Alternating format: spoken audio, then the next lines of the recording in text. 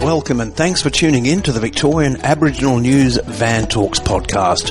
I'm your host, Charles Pakana.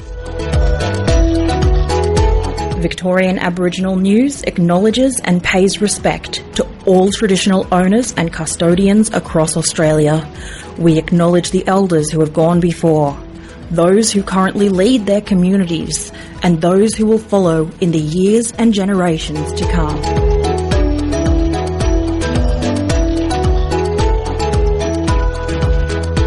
For over 30 years, the Koori Mail newspaper has maintained an unwavering focus on delivering news and insights into and about First Nations communities right across Australia and the Torres Strait Islands.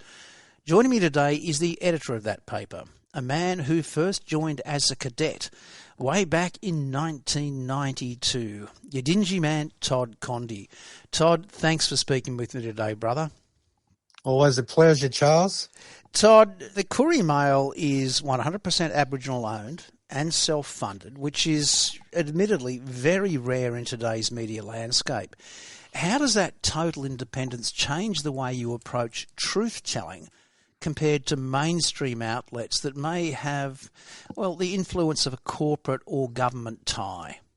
Our independence is very important to the organisation. That independence is underpinned by our structure and our longevity. We've been in operation since 1991, which is 35 years this year. We are owned by 5 Bundjalung community organisations, which means our profits are reinvested in the paper or they go as dividends for our own organisations. That makes us a little bit different to other media outlets in the sector in that we are privately owned and aren't beholden, as you said, to shareholders or government funding. And we are Aboriginal owned and managed. That's our strength. Does it give you freedom, editorial freedom, rather than having to kowtow to the requirements of a government or a corporate funder? If you work for mainstream media, Indigenous stories can be pigeonholed or they only report on things that are very negative or scandalous. Our focus is whatever happens in the Aboriginal community we report on, whatever that may be. It's a platform for authentic self-representation. So it's a platform for First Nations mob to tell their own stories. There's a lot of negative reporting in mainstream media. Yeah, very much. So we wanted to be a counterbalance to that and just show that, while there's a lot of negative things and challenges faced by our people, there's a lot of people doing really great things in their communities, and that's what we want to reflect. We are in an era where, let's be frank about it, trust in media is declining. How do you see the Koori Mail has managed to maintain its status as, and we'll use quote marks here, the voice of Indigenous Australia for over 3 decades? And I know you've mentioned some of that previously, that you've got that editorial independence, that good, bad, indifferent, that this is a place to promote and publish these stories.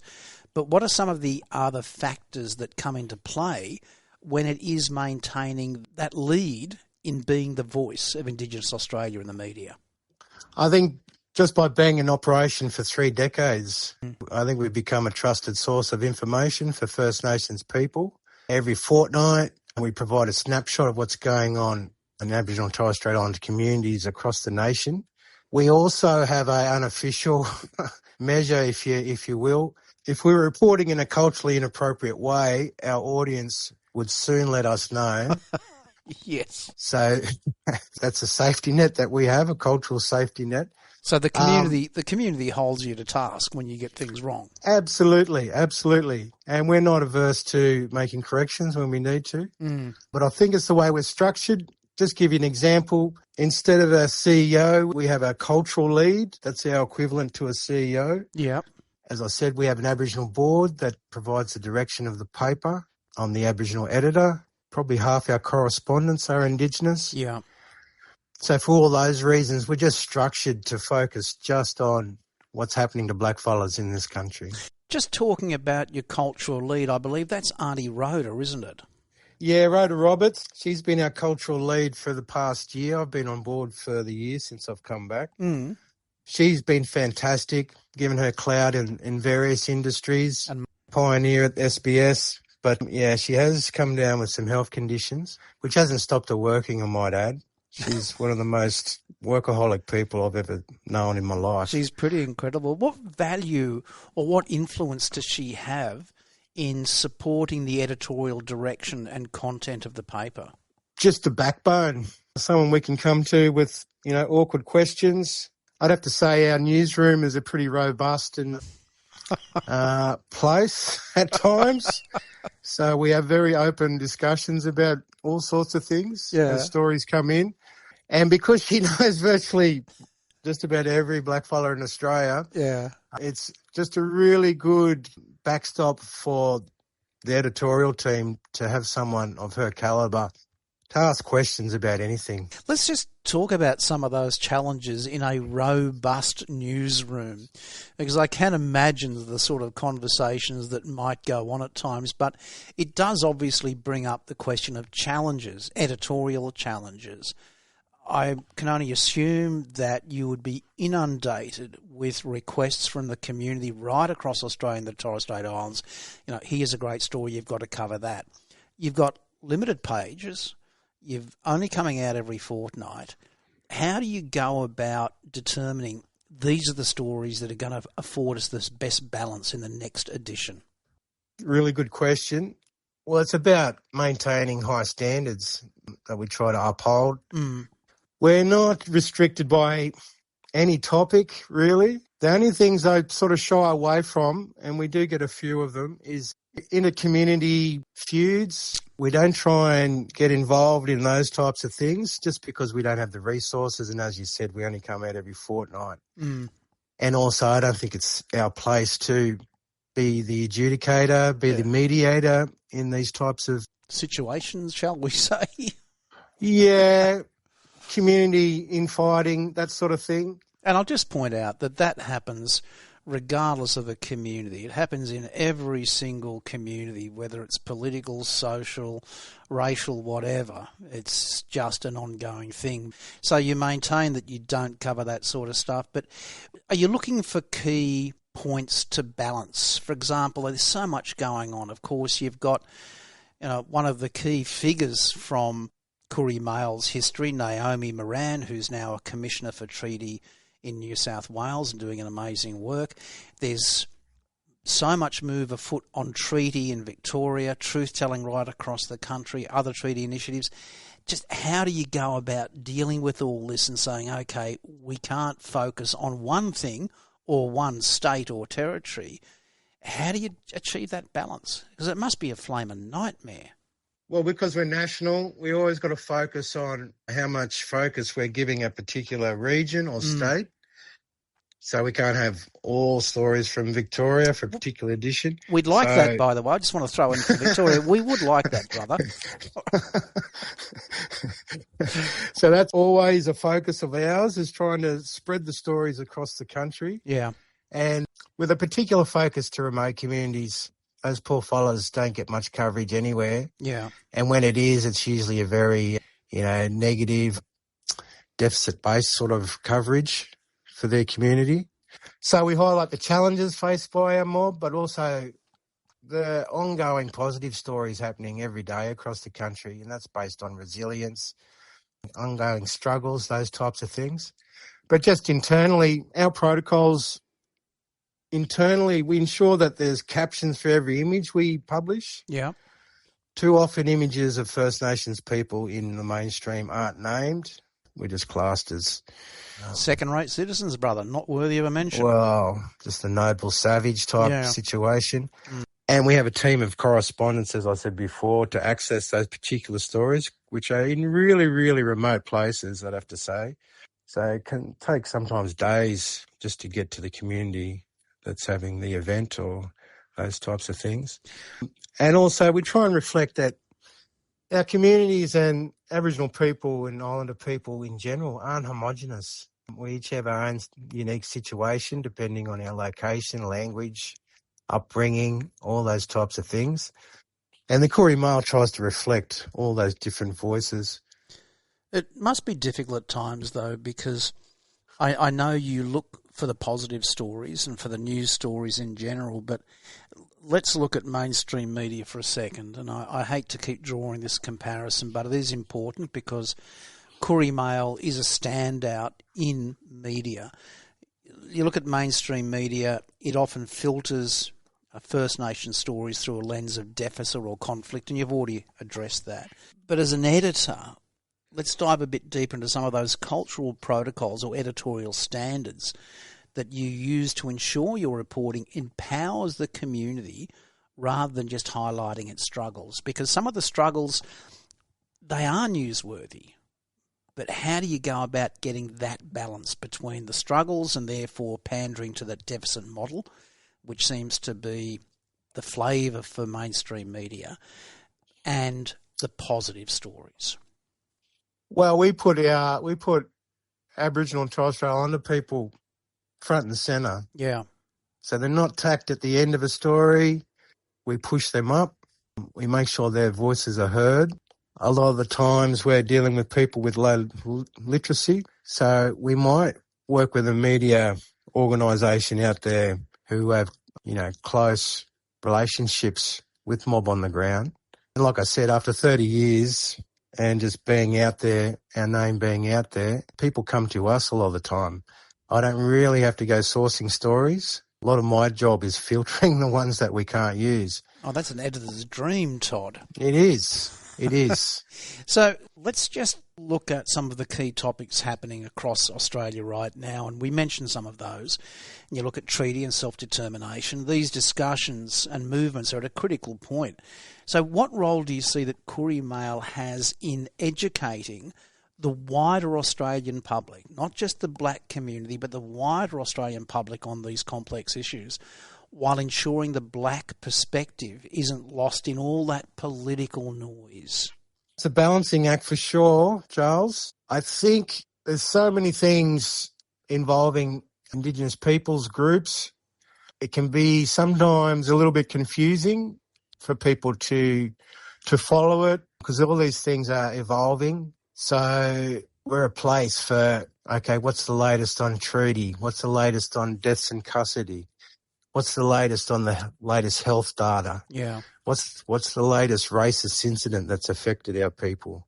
And speak to those people directly involved. Whereas a lot of the mainstream reporting will be just stats, numbers, maybe a line from a government minister or government health minister, and that'll be about it. We'll try and delve a little bit.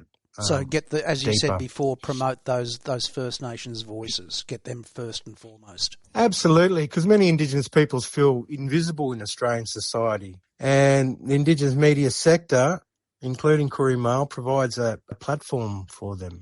How do you look after the emotional welfare of your journalists and your team? Because you are dealing constantly, as you mentioned, with the deficit models, with all the negativity that's out there. And in the media, and I don't think a lot of people fully understand this, but there is a barrage of all this negativity because you've got to filter through it, you've got to address it. Yes, you're looking at the positives, but it does get wearing. Let's be frank about it, Todd. How do you care for yourself and how do you care for your team? We're very big on work-life balance. Yep. We realise that all the work that the guys do here and elsewhere around the country can be very emotional and very emotionally draining. So I'm on the phone to correspondents regularly just to talk them through things. Also internally, we debrief constantly. So if someone goes away on a work trip, when they come back, we have a debrief. Yeah. If something comes through on the email, we have a debrief. If something like Bush Legends, the AI-generated story comes about, one, mate. Shameful. We will have a very open and frank discussion about all those things. We also encourage our people to find the joy in their life and make sure that work doesn't take over everything because... And I'm guilty of this as, I take stories home with me at night time. I can imagine. And sometimes it can be hard to, decompress after a heavy day. Mm. But yeah, I've got all of us have outside interests, hobbies and family. So you make sure that balance is achieved. You're constantly keeping on top of that, I assume.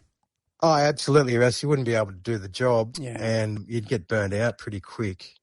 And I'd have to say, a lot of people that work for us have come from media backgrounds themselves, so they have been privy to, pretty heavy stories at times. But again, we have to monitor that constantly. So it's interesting you mentioned that a lot of your journalists and I assume your photographers come from already media backgrounds, but there's always that need to look for, so identify and mentor the next generation of Aboriginal journalists, photographers and indeed editors, and particularly those in regional areas. It must be an ongoing challenge. Let me add one other thing to it. I am aware that for many smaller First Nations media outlets, once you start to train up someone who's skilled in that area, who's got the contacts and who's got the knowledge, the mainstream media snaffles them up like crazy. I know that NITV, for example, is always facing that challenge. So how do you face that challenge, and how difficult is it to continually monitor and build up this next generation of journos, photographers and editors? It is an ongoing challenge. I'd have to say the majority of young Indigenous people in the media are predominantly working in radio and television, which is understandable. It's a very direct medium, and our mob are really good on the yarn, having a yarn, and being in front of the camera. So that's I totally see how it's attractive for young people. But it is a challenge attracting young people to the print sector, I'd have to say.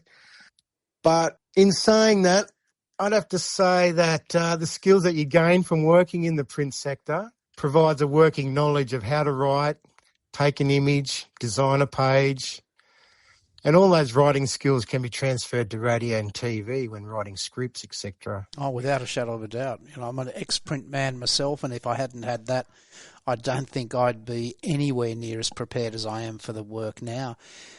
But is it an ongoing task for you in a way to keep your eye out for young journalists? Oh, constantly. We're constantly looking out for new people to enter the organisation, particularly young ones. Yeah. But like I said, it's hard finding someone who's passionate about writing because it is, in many respects, a solo pursuit. You're in your head a lot. But like I said, those skills are transferable if you go into other mediums. I just like to add there, and just the Koori Mail has provided a stepping stone for many Indigenous people in the media now. Former editor Kirsty Parker is now running her own consulting business in South Australia and is head of First Nations at South Australian Film Corporation. Salua Middleton was a former journalist here. She's now with the ABC.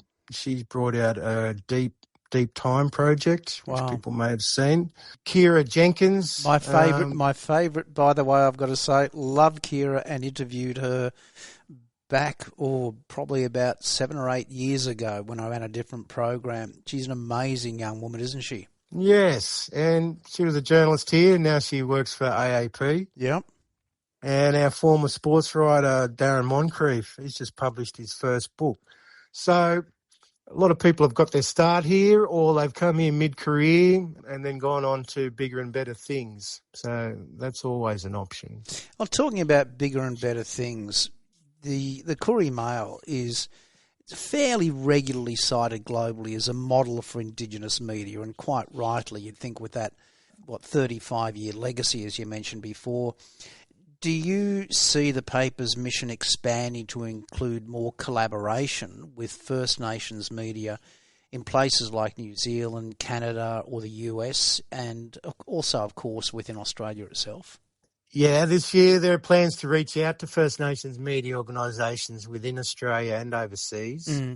So within Australia, we're exploring opportunities with Garda Media in WA, the Torres News in Northern Australia, and at the moment provide regular updates to Indigenous radio networks such as Koori Radio in Sydney. Probably look to do that with 3KND at some point. Always open for a yarn on that one, brother. And I think probably we should... we're part of First Nations Media Australia, and that's what I'll be taking to the next meeting, is try and access each other's story production so that we're sharing stories to maximise coverage across the country. Internationally, there's Indigenous Australians always participating in global forums, which we want to tap into or tap more into. Yeah. And whenever you get a chance to talk with First Nations people from overseas, you realise how similar their challenges are, the resilience that they exhibit. So it's always empowering, but just on a global scale. So that would be, Marty in New Zealand. I've got some contacts from some work I did with the United Nations with the Native Canadians and the Native Americans. So it's ongoing, obviously. Ongoing, and we share very similar stories. And if we can start partnering up, I think it'll be very powerful. We'll leave it with this last question that I'd like to ask everybody in Blak Media, Todd, and that is, sum up for me fairly succinctly what you see Blak Media's role in Australia being in the broader landscape. I think it's providing authentic self-representation, because that doesn't exist at the moment in the mainstream. You won't see black faces or black voices on mainstream news, mainstream television. So to see ourselves, to hear our voices is very, very important, because it adds to the public discourse. And also gets us out of the fog of history. I think there's a lot of guilt by non-Indigenous people in this country, and they are afraid of facing the historical legacies from colonisation and invasion. Oh, of course. Hence the challenge in getting truth-telling commissions up across the rest of Australia. That's correct. Yeah. And I think the Indigenous media sector in all its forms adds to the reconciliation movement. I worked developing reconciliation action plans for 13 years.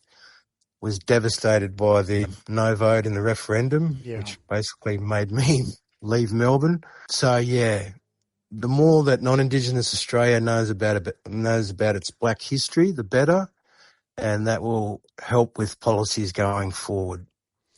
Todd, I want to thank you so much indeed for your time today. Wishing you the best in Koori Mail, and always happy to have a yarn how we can collaborate. Thanks again, and respect to you and your entire team there at the Koori Mail. Thanks, Charles. For a full transcript of this interview, visit the Victorian Aboriginal News website at vicaboriginalnews.com.au. Until our next episode, stay safe and stay informed.